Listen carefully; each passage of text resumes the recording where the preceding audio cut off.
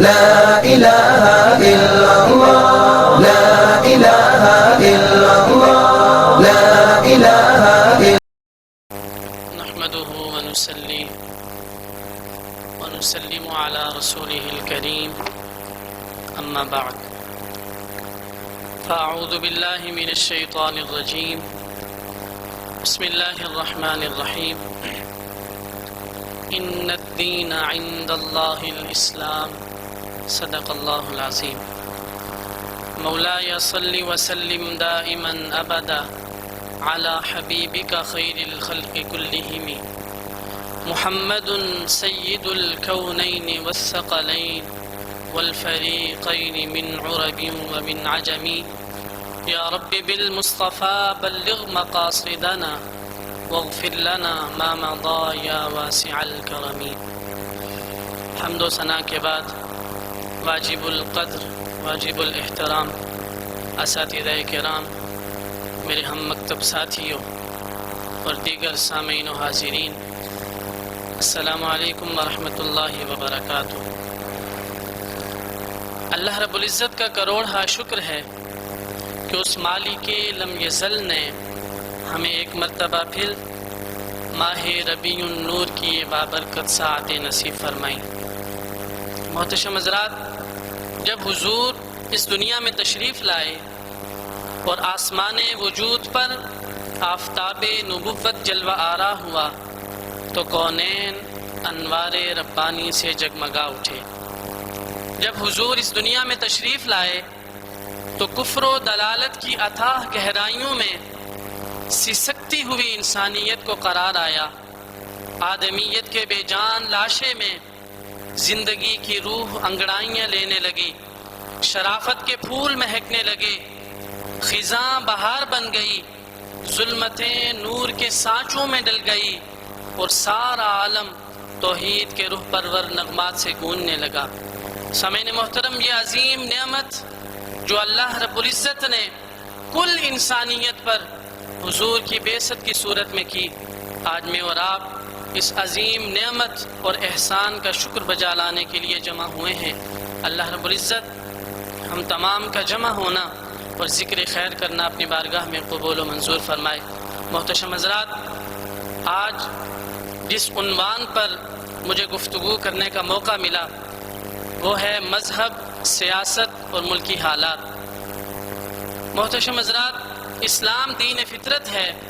اللہ کے حبیب صلی اللہ علیہ وسلم نے ارشاد فرمایا، کل مولود یولد علی الفطرۃ، کہ ہر پیدا ہونے والا بچہ فطرت پر پیدا کیا جاتا ہے. اور اللہ رب العزت نے قرآن کریم میں ارشاد فرمایا، فطرت اللہ التی فطر الناس علیہا، کہ اللہ کی بنائی ہوئی فطرت اسلام ہے جس پر اس نے لوگوں کو پیدا فرمایا. محتشم حضرات، فطرت کہتے ہیں خلقت، جبلت اور ساخت کو، یعنی انسان کے اندر اللہ رب العزت نے جو باتیں دین اور مذہب کے اعتبار سے ودیت رکھیں انہیں فطرت کہا جاتا ہے. اور اسلام کے کل اصول انسانی فطرت کے مطابق ہیں اور انسان کی خلقت اور جبلت کو اسلام کے ان اصول اور قوانین کی طرف مائل رکھا گیا ہے. یہی وجہ ہے کہ اللہ رب العزت نے دین اسلام میں انسانی تمام شعبوں اور زمانوں کا احاطہ کیا. جب اللہ کے حبیب صلی اللہ علیہ وسلم نے الیوم اکملت لکم دینکم کا اعلان فرمایا تو اس وقت انسانی زندگی کا کوئی ایک ایسا شعبہ نہ تھا جس میں اللہ رب العزت کی طرف سے انسانوں کے لیے ہدایت نہ آ چکی تھی. محتشم حضرات، انسانی شعبوں میں سے، انسانی زندگی کے اہم ترین شعبوں میں سے ایک شعبہ سیاست کا بھی ہے. دین اور مذہب کا سیاسی تصور کیا ہے؟ کیا سیاست دین کا حصہ ہے یا نہیں؟ اس عنوان پر بحث کرنے سے قبل دین اور مذہب کا معنی جان لینا اور ان کے مابین فرق کو جاننا بہت ضروری ہے. محتشم حضرات، دین اور مذہب یہ عربی زبان کے لفظ ہیں اور اردو میں ان دونوں کا معنی اور مفہوم ایک ہی ہے، لیکن عربی زبان میں مذہب کا لفظ دین کے معنوں میں استعمال نہیں ہوتا.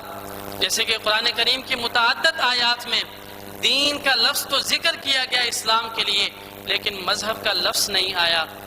سامعین محترم، دین ان اصولوں کا نام ہے جو زندگی کے تمام شعبوں کو محیط ہیں، جو دنیا اور آخرت کے تمام شعبوں کو محیط ہیں۔ یعنی دین کا مطلب مکمل نظام زندگی ہے جو زندگی کے تمام شعبوں پر حاوی ہے، جبکہ مذہب ایک جزوی شے ہے کہ جو چند عقائد اور کچھ مراسم عبودیت کے مجموعے کا نام ہے۔ محتشم حضرات، حضور کی بعثت سے قبل دنیا میں مذہب کا عام تصور یہ تھا کہ دنیا کے دیگر شعبوں کی طرح مذہب بھی ایک شعبہ کی حیثیت رکھتا۔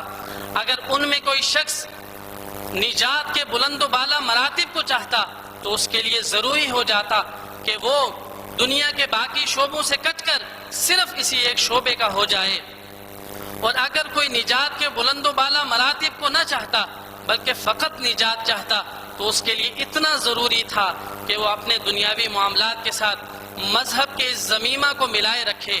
سامعین محترم، ان کے ہاں مذہب کا تعلق کسی طور پر بھی دنیا کے کسی معاملات کے ساتھ نہ تھا، لیکن جب میرے اور آپ کے کریم آقا و مولا تاجدار کائنات کی بعثت ہوئی تو آپ صلی اللہ علیہ وسلم نے مذہب کے اس جاہلی تصور کو مٹا کر دین کا حقیقی تصور پیش کیا کہ دین حقیقت میں زندگی کا ایک جز نہیں بلکہ مکمل نظام زندگی کا نام ہے۔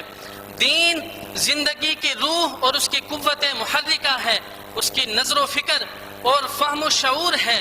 دین صحیح اور غلط کے درمیان امتیاز کرنے والی کسوٹی ہے، زندگی کے ہر میدان ہر قدم پر صحیح اور غلط راہ کے درمیان فرق کرنے والا ہے، اور زندگی کے اصلاح متناہی سفر میں جو دنیا سے لے کر آخرت تک مسلسل چل رہا ہے، اس میں سعادت اور کامیابی کے ساتھ گزارنے والا ہے۔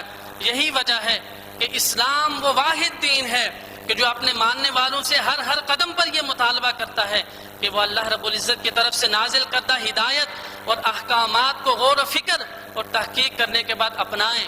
سامعین محترم، اب اگر کوئی شخص یہ کہے کہ اسلام کی دعوت تو اصلاً فرد کے لیے ہے تو یہ ایک بنیادی مغالطہ ہے، کیونکہ اسلام کا تصور عبادت دیگر مذاہب سے اس لیے مختلف ہے کیونکہ یہاں مسئلہ محض ذاتی نجات کا نہیں بلکہ اپنے ارد گرد کے لوگوں کی اصلاح اور اخروی کامیابی کی فکر کا ہے، کیونکہ دین کا دائرہ اثر صرف ذاتی معاملات تک نہیں بلکہ یکساں طور پر سیاسی، معاشی، معاشرتی، ثقافتی اور بین الاقوامی معاملات میں بھی ہے۔